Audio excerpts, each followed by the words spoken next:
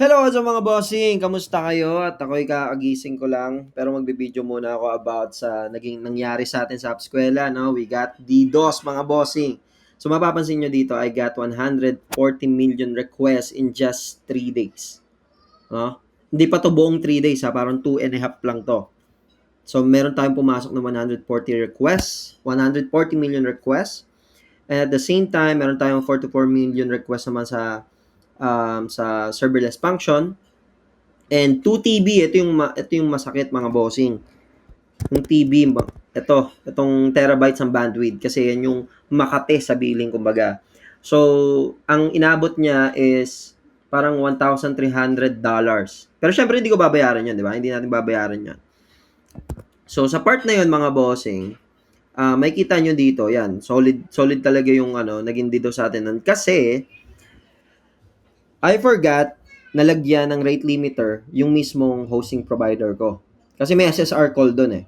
So, imagine niyo may API kasi ako, which is sa Upskwela. Yon, may rate limiter yan, mga bossing.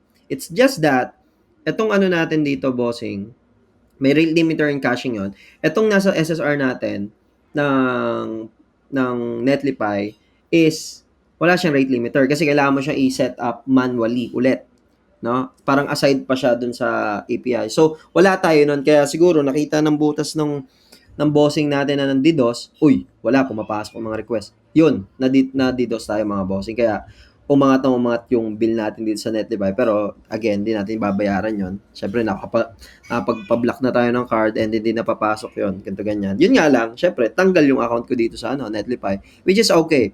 So, one problem, the reason why tinanggal ko na yung account ko dito kasi akala ko pa mamimitigate ko pa. Tinanggal ko yung account ko dyan kasi pagka mag-setup ka ng firewall dito or ng WAP dito sa Netlify, kailangan mo mag-upgrade to another subscription tier.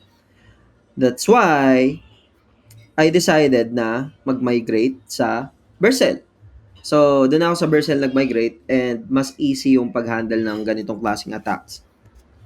Ngayon, mapapansin nyo, may 10 million pa rin. So, hindi siya tumigil na. Parang April 2 kasi nag-start, April 2 hanggang April 6, no, hanggang kahapon. Pero nung syempre April 3 ng madaling araw or April 4 ata ng madaling araw ko yung napansin na nadididos na pala tayo. Nag-migrate na ako to Vercel. Tapos yan, makikita nyo may 10 million pa rin, umabot na ako. Pero, makikita nyo dito, hindi ako mag-worry kahit umabot ng ilang million to kasi mababa na lang yung bill nito. And nakapag-setup na ako ng mga WAP and so on and so on. So, kung papansinin nyo, mga bossing dito, ayan, nakita nyo, sa 10 million na yun, mga bossing, na-block natin doon is 9.3. Na-mitigate natin is 1.6. Diba? So, ang dami natin na mitigate dito sa part na to, mga bossing. Kaya, parang, wala.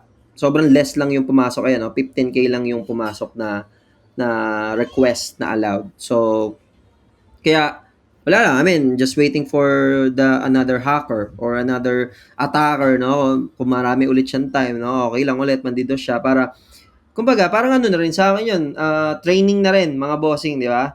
Ang pinaka-cool thing lang, mga bossing, is buti na lang, wala pa tayong masyadong customer sa Upskwela nung nag-DDoS siya. So, parang may libre akong testing sa DDoS.